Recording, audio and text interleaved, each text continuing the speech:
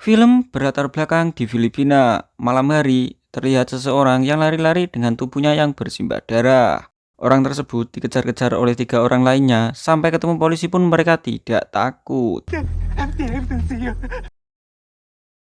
Tiba-tiba ada mobil hitam, keluarlah orang dari dalam mobil, lalu membunuh polisi dan orang yang bersimbah darah dengan ekspresi yang sangat dingin. Dan inilah The Road to Punishment 2024.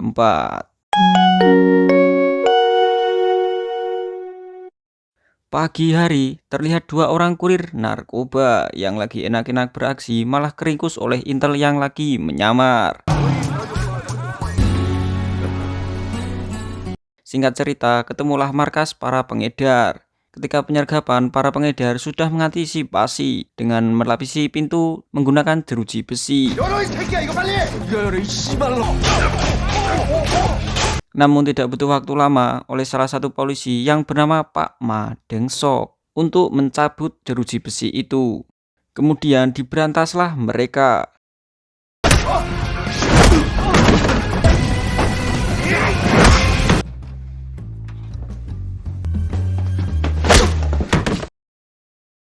Malam harinya Pak Ma dan rekan-rekannya nongkrong di warung Mbak Jin Sok. Karena Pak Ma kasihan dengan Mbak Jin, dia janda anak 1. Pak Ma juga memberi uang kepada anak Mbak Jin. 엄마한테 얘기하지 말고. 아 이뻐라. 아까 연락 왔어. 사인은? Kemudian pindah di ruang otopsi. Pak Ma sedang menyelidiki kasus pembunuhan. Ternyata itu adalah pemuda di awal film tadi yang bernama Sung Jae. 제가 성재 엄마예요. Ibu Sung Jae menjelaskan bahwa anaknya bekerja di Filipina dan agak sulit dihubungi. Ibu Sung Jae memberitahu bahwa anaknya bekerja di perusahaan HB Trading Co. 우리 성재 숨좀 Pindah di pertemuan yang dipimpin Tuan Jang. Di sana Jang memberi upah untuk mempromosikan dalam hal politik. Di Filipina, di dalam gedung sedang mengoperasikan situs web judi yang dipimpin oleh orang yang membunuh di awal film tadi. Salah satu anak buahnya menyebut Tuan Jang. Sepertinya Jang adalah otak di balik kekacauan ini. Tiba-tiba terdeteksi situs baru di daerah itu, lalu mereka segera pergi untuk mengeksekusinya. Di kantor kepolisian Korea Selatan terungkap bahwa perusahaan Cho tidak terlibat. Kemudian Pak Ma menelpon Ibu Sung Jae. Ternyata Ibu Sung Jae sudah tiada dan meninggalkan surat wasiat. Di dalam surat itu berisi untuk menghukum orang yang membunuh anaknya. Pindah di Filipina, sebut saja pemimpinnya adalah Chogi. Dia dan anak buahnya bergegas pergi untuk menggerebek orang yang berani menyaingi bisnisnya. Sampailah di tempat yang dituju. Bersama anak buahnya, Chogi langsung berdobrak dengan alat berat. Lalu pertempuran pun tak terhindarkan.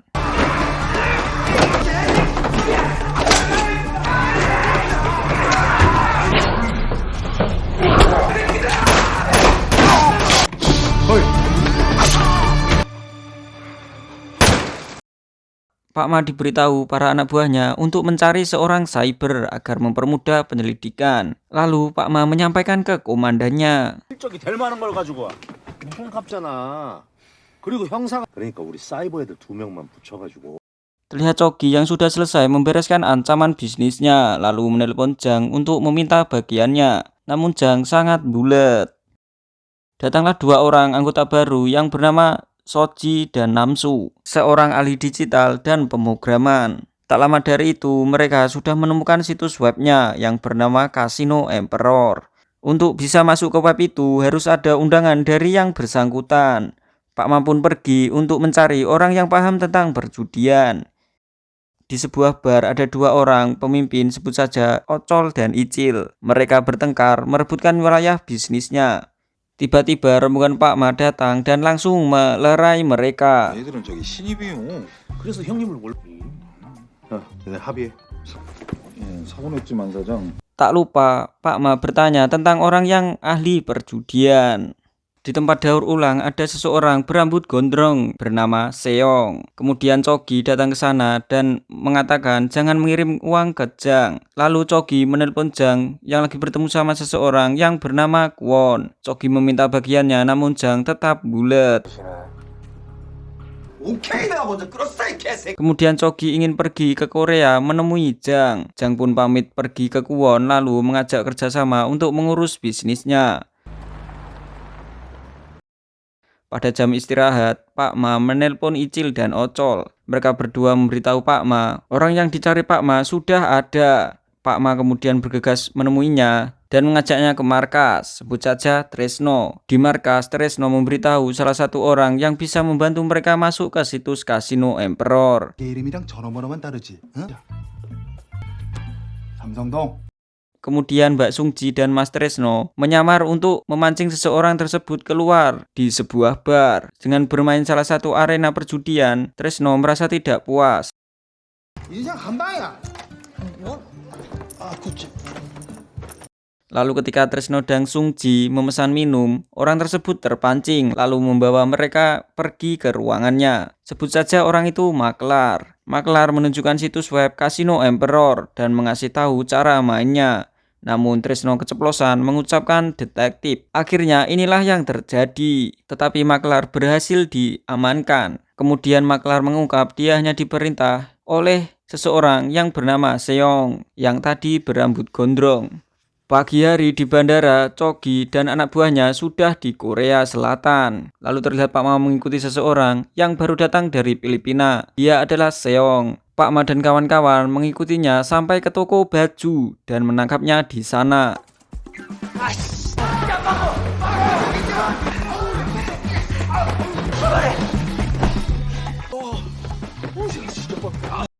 Pindah di kediaman Jang, Chogi dan anak buahnya sudah ada di sana untuk meminta bagiannya. Namun seperti biasa, Jang bulet. Jang berdalih akan meningkatkan bagiannya, namun sekarang belum bisa karena mumpung nilai kripto naik. Di kantor kepolisian, Seong ditanyai tapi tidak mau berbicara. Di tempat lain, Chogi dan anak buahnya lagi menunggu tangan kanan Jang untuk bernegosiasi tentang persetujuan kerjasama oleh salah satu pihak pemerintahan, sebut saja Kim. Namun Chogi merasa kesal dan langsung membunuh tangan kanan Jang karena kurang satset.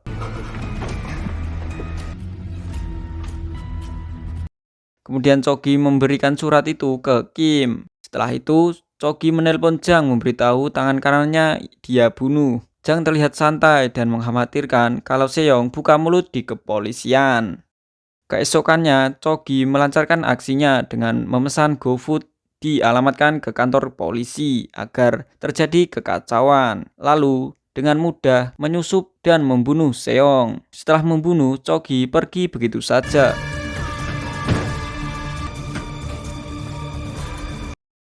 Di dermaga, di dalam kontainer, ditemukan mayat tangan kanan Jang yang dibuang ke sana. Mayat pun dibawa ke kamar otopsi dan dijelaskan di sana bahwa semua ini ada hubungannya sama jasad Sung Jae.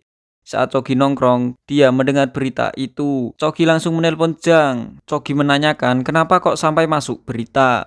Terlihat Jang ingin menyingkirkan Chogi. Pindah di sebuah gedung, Pak Ma dan rekannya ingin menginterogasi Jang yang lagi mengadakan acara. Namun di saat mau naik lift, Chogi juga ikut naik bersama. Tetapi Chogi ke lantai 19. Ketika sampai di lantai 19, Pak Ma dan rekannya mengikuti Chogi hingga membuat mereka berkelahi.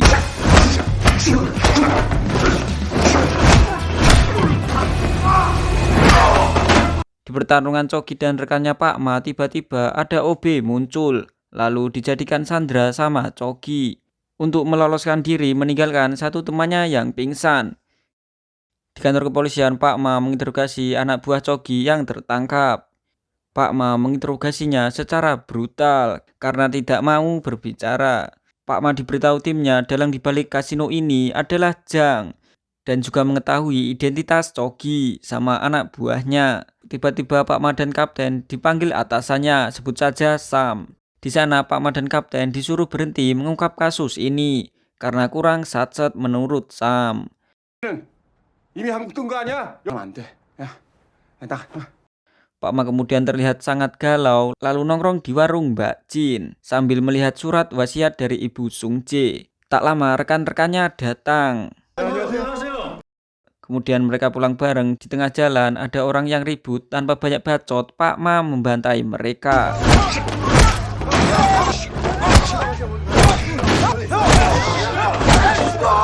Pindah di tempat Jang. Jang menyuruh Kwon menghabisi Chogi lalu menyimpan server di berangkas yang di dalamnya ada uang banyak sekali.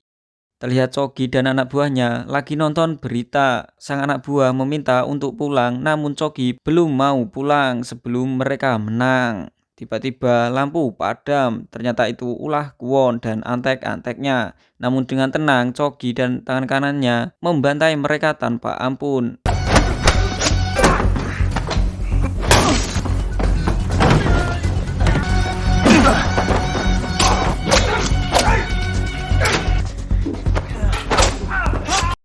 Chogi menyuruh Kwon berkhianat dan akan berbagi hasil jika Jang mati. Pagi hari di kantor polisi, Pak Ma menerobos para petinggi yang lagi mengadakan rapat. Salah satunya ada Sam. Pak Ma memohon untuk bisa terus mengungkap kasus ini sampai tuntas. Permohonan itu kemudian disetujui oleh salah satu petinggi yang jabatannya lebih tinggi daripada Sam. Kemudian Pak Ma dan rekan-rekannya langsung menyusun rencana untuk menumbangkan Kasino Emperor. Pak Ma tak lupa mengeluarkan kata-kata. Begini katanya, hukum bisa lebih cepat dari kejahatan, dan kejahatan juga lebih cepat dari hukum. Namun mereka semua di sana gagal paham. Pak Ma kemudian menjemput Tresno dan memberikan rencana dengan sebutan polisi rahasia. 너 원래 꿈이 경찰이야. 그럼 이 영어는 뭡니까? 어두운 경찰 아니야. 비밀 경찰. Setelah itu mereka berbagi tugas. Tresno dan beberapa tim lainnya pergi ke Filipina untuk mendirikan studio situs web judi online. Dan di markas Korea Selatan ada Pak Ma dan beberapa rekan lainnya. Kemudian Tresno dan beberapa rekan lainnya menyiapkan tempat studio kasino abal-abal. Setelah siap, mereka segera menayangkan secara live. Di tempat lain, Jang yang ingin membunuh Chogi malah Jang diprank Kwon dan Chogi ketika Jang mau menembak. Jang memberitahukan kata sandi berangkasnya dan inilah yang terjadi. Jang tewas di tangan Kwon dan Chogi.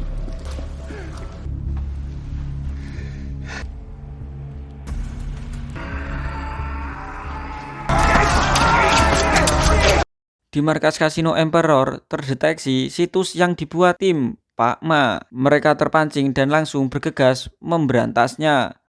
Para tim kepolisian menyadari akan ada penyerangan, lalu bersiap-siap sesuai rencana, dibantu juga oleh pihak kepolisian Filipina.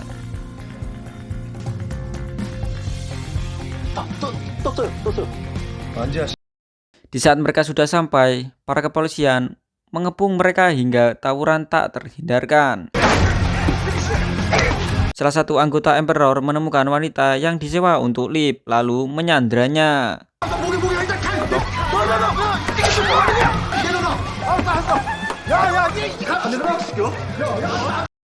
Namun Tresno bergerak cepat dan berhasil menyelamatkan wanita itu. Kemudian terlihat Chogi sudah tiba di persinggahan Jang untuk mengambil server yang disimpan di dalam berangkas Jang. Para polisi mendeteksi pergerakan Chogi dan langsung bergegas menjemputnya. Disusul Kwon yang mengambil sisanya di dalam berangkas, yaitu uang. Lalu membiarkan pergi Chogi dan tangan kanannya. Kemudian di markas Kasino Emperor juga digerebek sampai tak tersisa.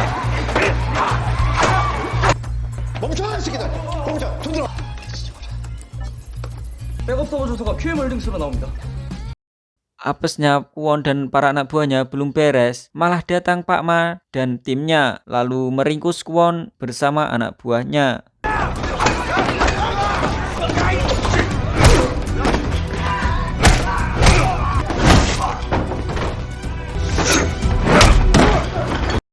Chogi dan tangan kanannya kabur ke bandara, namun pihak kepolisian sedikit kesulitan karena Chogi menggunakan paspor palsu. Tetapi dengan adanya CCTV, mereka bisa dilacak. Pak Ma diberitahu timnya, mereka ada di bandara dan langsung tancap gas. Pesawat mau berangkat 15 menit lagi, Pak Ma dengan cepat langsung menuju pesawat dan membantai mereka berdua. Awalnya Pak Ma keteteran, namun kekuatannya sangat hebat dan bisa melumpuhkan Chogi beserta tangan kanannya.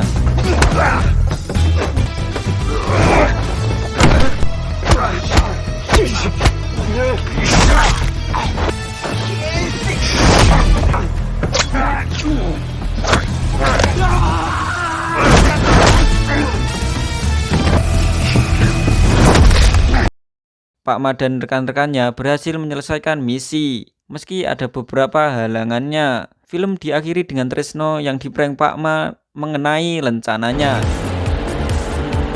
오빠 경찰이다 어떡해 쓴다. 우리 가는 미국 식품의약국이고요. 블랙요원 무슨 일이야? Ada beberapa pesan dari film ini. Tetaplah berusaha meski jalan yang kau hadapi begitu berliku-liku. Nanti pasti ada jalan keluarnya, asalkan kamu tabah menjalaninya. Saya Harso, pamit undur diri.